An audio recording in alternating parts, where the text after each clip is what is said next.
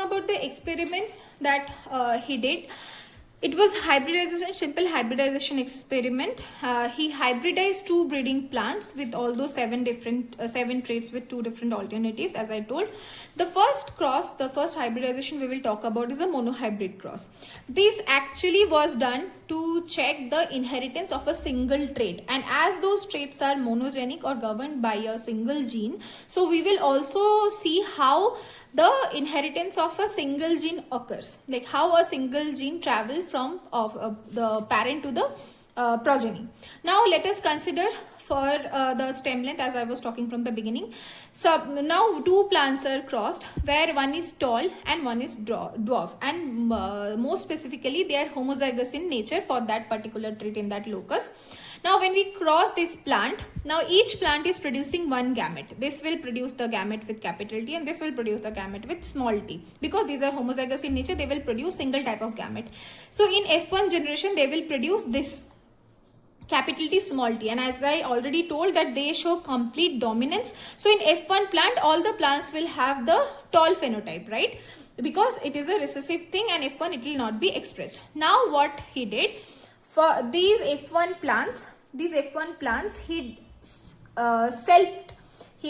did self pollination in this to generate the F2 generation, where he noticed this is the Punnett Square. It will be easy for this is generally used to predict the outcome of this kind of hybridization experiments. Here we will see there are, when you self, there is a male with capital T small t and there is a female with capital T small t genotype. Now as these are producing the single gametes, capital T small t and then capital T small t, right? 2 different gametes are produced by this.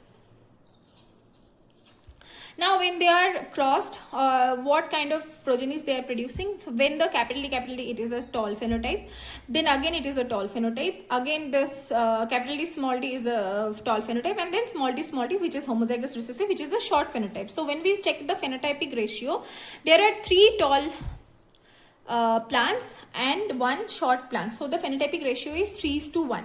Right, and when we consider the genotypic ratio, the homozygous recessive dominant is 1, homozygous recessive is 1, and then heterozygous are 2. So the genotypic ratio comes to 1:2:1.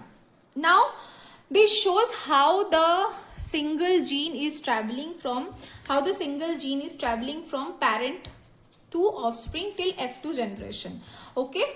Now how will we confirm what was the F1 genotype? What was the actual genotype of the F1 plant? For that we do test cross. What is a test cross? Test cross is where the F1 plant is crossed with the homozygous recessive plant, or homozygous recessive, the F1 progeny is crossed with the homozygous recessive parent. So here in this case the F1 was capital T small t genotype.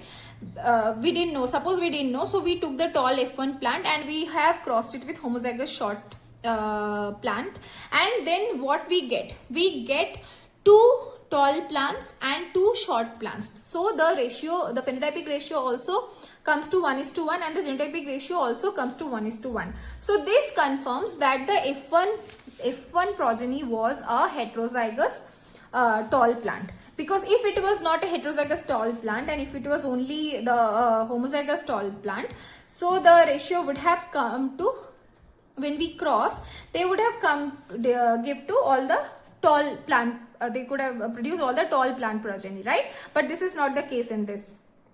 So here, to confirm the genotype of the F1 progeny, we do the test cross. What is test cross? Test cross is when the F1 progeny is crossed with the homozygous recessive parent. That cross is called as test cross. I would also like to mention in this case, there is another cross called back cross, where we cross the F1 to any of the parental genotypes. It may be heterozygous, it may be homozygous, it doesn't matter. It may be homozygous dominant one, it may be the heterozygous dominant one. If we don't know, it could be the heterozygous one for that particular gene in the particular locus. So the method of crossing the F1 progeny to the parental genotype is called back cross, and when it is a specific cross where F1 progeny is only crossed with the homozygous recessive one, that time we called it as test cross, right? So this monohybrid cross led to the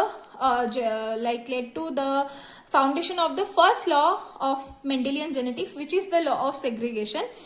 So this law actually states that during gamete formation, the two alleles governing a particular trait, they segregate and each gamete only receive one allele, right? As we saw in the hybrid cross, if there are two alleles in a particular if two alleles of a particular gene is present in a locus, they will produce only one one gamete with a single allele, right? That means they will generate the heterozygous, and in this case they will produce two gametes where also the single allele will be there. So these gametes, while producing the